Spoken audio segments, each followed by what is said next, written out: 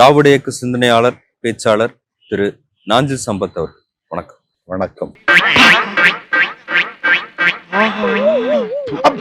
நாம் தமிழர் கட்சியின் ஒருங்கிணைப்பாளர் சீமான் நாம் தமிழர் கட்சின்னு சொல்லாதீங்க, நாம் விலகல் கட்சி. எப்படி நல்லா இருக்கு? நல்லா இருக்கியா? நல்லா இருக்கு. நல்லா தானே இருக்கியா? நல்லா இருக்கும்போது எத்தனை ஒரு பஞ்சாயத்தடா முடிச்சு பாரு. நமக்காக அம்மட்டு போலும் பிள்ளை குட்டியோட வெயில்ல காத்து கிடக்குறாங்களே. பேர் மாத்திஸ். எல்லா கட்சியில இருந்து விலகுவாங்க போவாங்க, அப்படியே விலகுறாங்க. இப்போ என்னடா மாவாட்டிட்டு இருந்த என் பொண்டாட்டியா லவுட்டிட்டு போறான், அது அவனே சொல்லுவான்.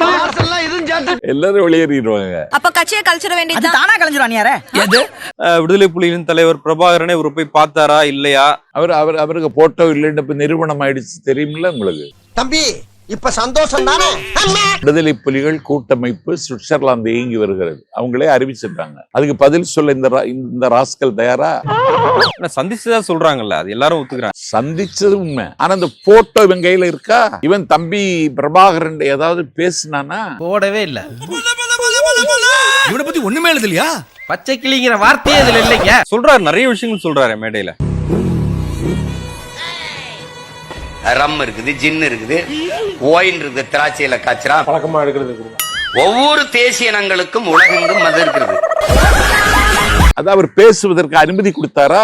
ஒண்ணும் கிடையாது. இதெல்லாம் வேஷமா? துப்பாக்கி பயிற்சி கொடுத்தாருன்னே சொல்றாரு. துப்பாக்கி பயிற்சி அவரு எப்படிங்க கொடுப்பாரு? கிரிக்கெட் பால் விளையாண்டா, ஃபுட்பால் விளையாண்டா, டென்னிஸ் விளையாண்ட தலைவர் நானும் துப்பாக்கி எடுத்து சுட்டோம். சைக்கிள் தெரியாது சீமானுக்கு. அந்த அளவுக்கு நான் ஒரு டம்மி பீஸ். இவர் ஏதோ பல்குழு வீரர் இயக்க தெரிஞ்சவர் உடனே விடுதலை புலி தலைவர் கூட வாங்க சீமான் போர் கடைசி நேரம் நெருங்கிடுச்சு, நீங்க அதை இயக்க கொடுக்குன்னு சொல்லி கூப்பிட்ட மாதிரி. சைக்கிள் ஓட தெரியாது, பைக் ஓட தெரியாது. தற்குறி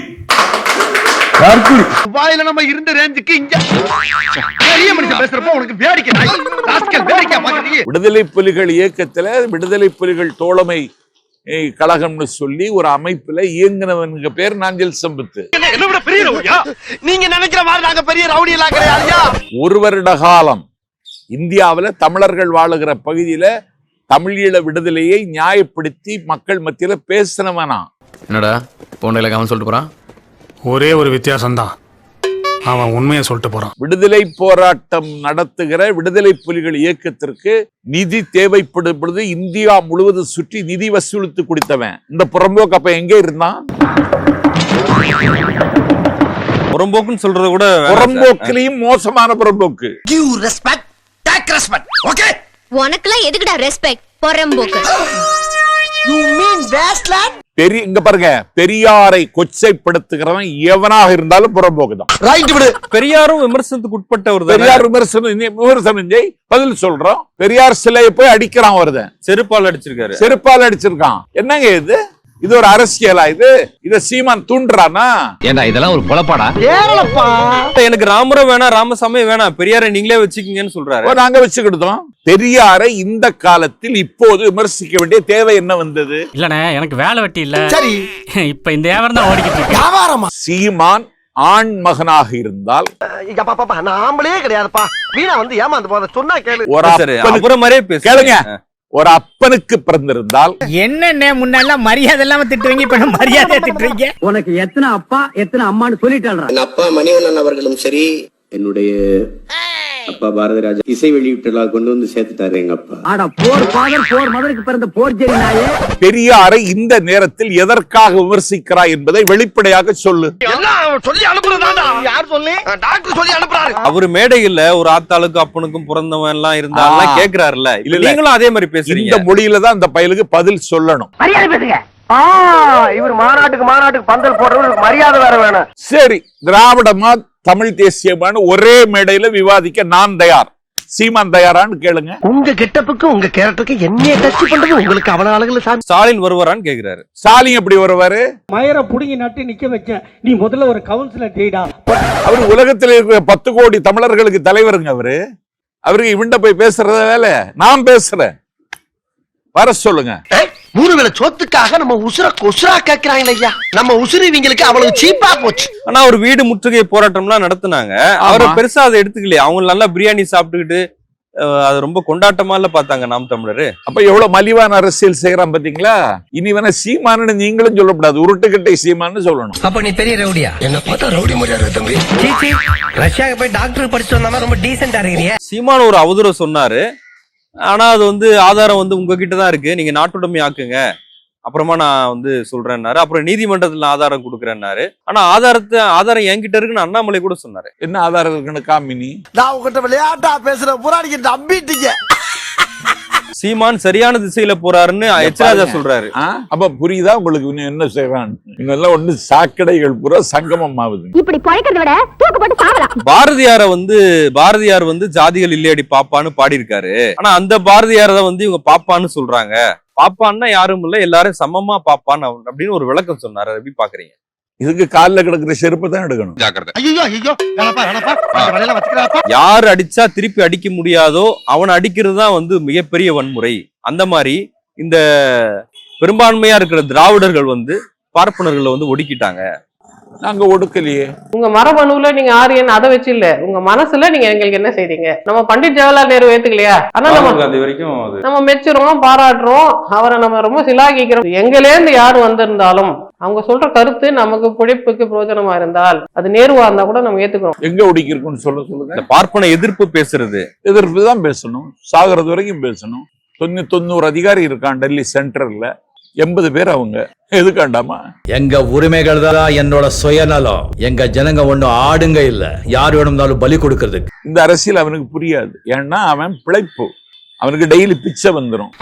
தெரியுதுடா, தெரியுது. ரொம்ப காட்டாத. பிச்சை போட்டவெல்லாம் வெளியே நிக்கிறான், உரிமைக்கு போறான். இல்ல, விடுதலை புலிகளின் கொடியை அவருதான் பயன்படுத்துறாரு. அந்த அரசியலே அவர் முன்னெடுக்கிறாரு. ஏன் பயன்படுத்துறான்? எப்படி பயன்படுத்த முடியும்? ஒரு தடை செய்யப்பட்ட இயக்கத்தினுடைய கொடியை ஒருத்தன் எப்படி பயன்படுத்தலாம்? நாஞ்சில் சம்பத் நாளைக்கு தடை செய்யப்பட்ட கொடியை கையில வச்சுட்டு பேசுறான், சும்மா இருப்பியா நீ?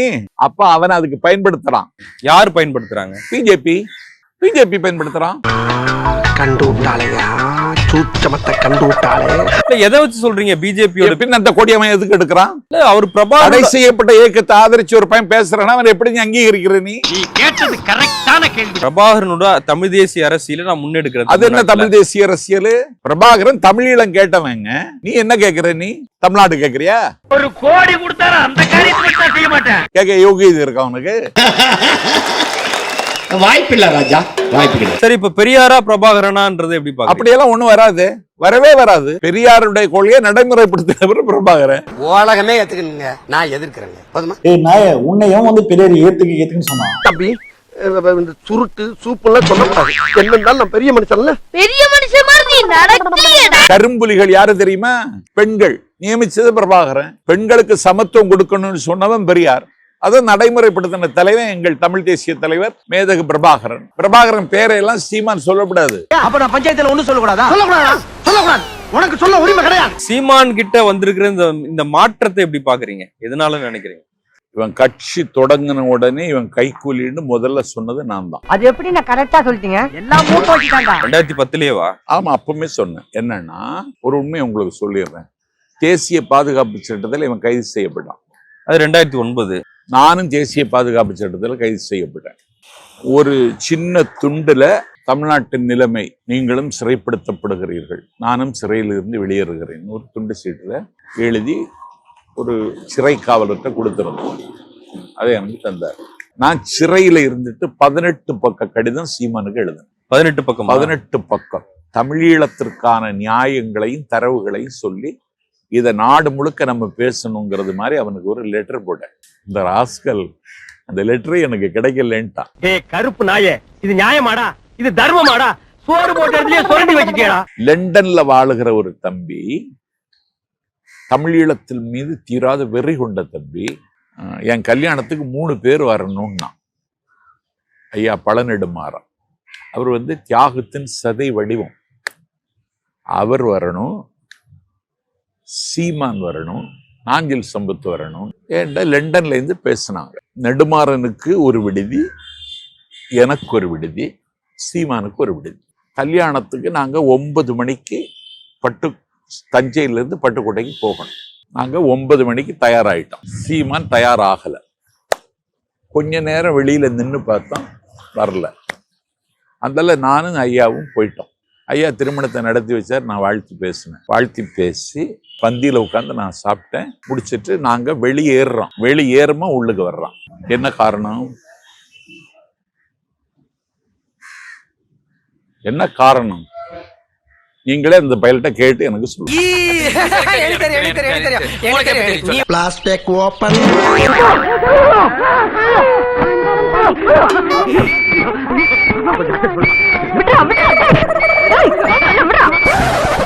ஸ்டார்ட் பண்ணு.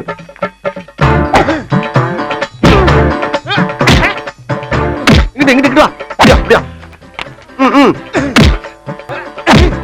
படைக்கல மண்டல மட்டும் அடிச்சிடாத. குலக்கேசல் உள்ள போயிருவேன். சரியா? உங்க வீட்டு பிள்ளையா நினைச்சு எல்லாரும் என்னை மன்னிச்சிருக்க.